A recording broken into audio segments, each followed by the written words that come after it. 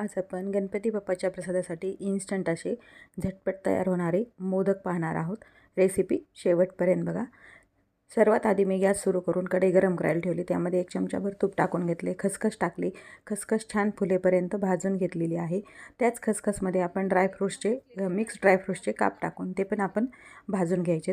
त्यामध्ये 1 वाटी सुक्या खोबऱ्याचा खीस टाकून घ्यायचा आहे. तो पण आपल्याला व्यवस्थित भाजून एका ताटामध्ये काढून ठेवायचं आहे. त्याच कढईमध्ये पुन्हा अर्धा चमचा तूप टाकायचं आहे. अर्धी वाटी गूळ घालायचं आहे. 1 चमचाभर पाणी टाकायचं आहे आणि गूळ मेल्ट करून घ्यायचा आहे. भाजलेला खीस त्यामध्ये टाकून घ्यायचा आहे व मिक्स करायचं आहे. 1 चमचाभर मिल्क पावडर टाकायची.